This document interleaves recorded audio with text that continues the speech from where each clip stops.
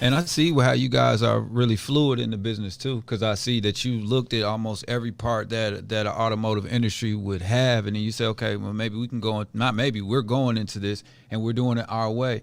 You've got the trucks for, you know, the state to state and shipping and logistics. You got the scooters for the inner city people that may want to do deliveries, or just the kids that need to get around and move around. You got the bikes, they look like nice motorcycles, you know what I mean? So, you know, it's that, but also, you know, from a strategy perspective, number one rule of business is to stay in business. All right. Okay, well, you have to have money.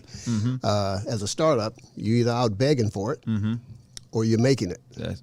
So, you know, all these things, they make money. Yes, you they know do. I mean? And they help people make money. And it helps people make money. Right. And so I grow my circle, which means I grow my influence. Yes. And then you have capital to get you to that next phase. Yes. Again, I'm not trying to have $1 million every day. Right. I just need to have the money to do what I need to do that today. Right. You know what I mean? So the trucks and the bikes and all these kind of things, they help provide capital. Yeah. As you sell and grow, provides credibility. Right. And then you just create that success cycle. Yeah. You do something well, people acknowledge it, people reward it, you know, and it's just level by level by level. And then a lot of things we're doing is kind of asymmetric.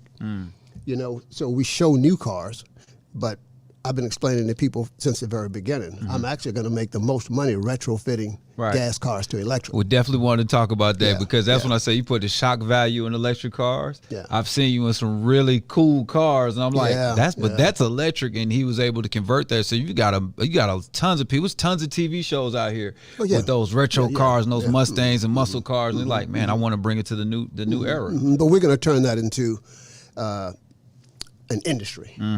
Mass produce these things. You know, governments all over the world, you know, they want to solve the climate problem. Right.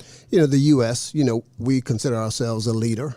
You look at things like what the governor of California did. He's going to outlaw new gas cars, you know, in 10 years.